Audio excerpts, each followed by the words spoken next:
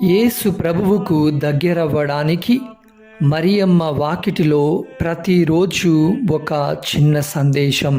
October నెల పరిశుద్ధ జపమాల మాసము.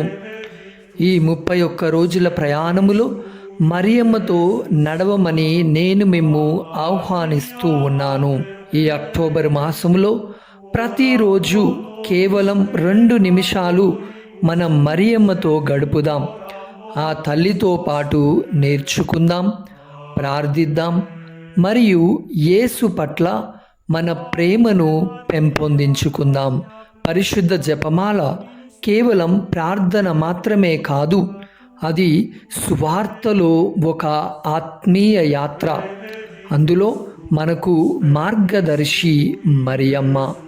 ఈ 31 రోజులలో మరియమ్మ ఎవరు, బైబిలులో ఆమె స్థానం, జపమాల యొక్క శక్తి, మహత్తరమైన మరియమ్మ దర్శనాలు మరియు ప్రతి వారం ఒక్కొక్క అంశం మీద మనము ధ్యానము చేస్తూ మరియమ్మ పట్ల మన జ్ఞానాన్ని పెంచుకుందాము.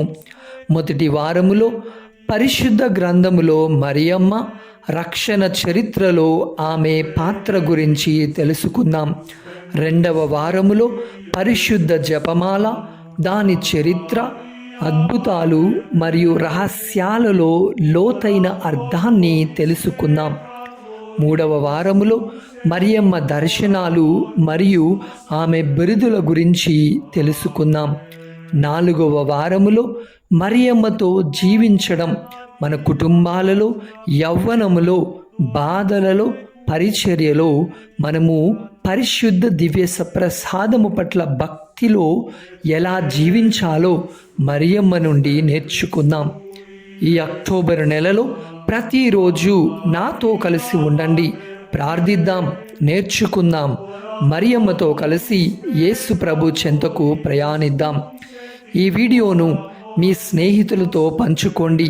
తద్వారా మీరు కూడా మీ స్నేహితులను పరిశుద్ధ బాటలో నడిపించిన వారవుతారు.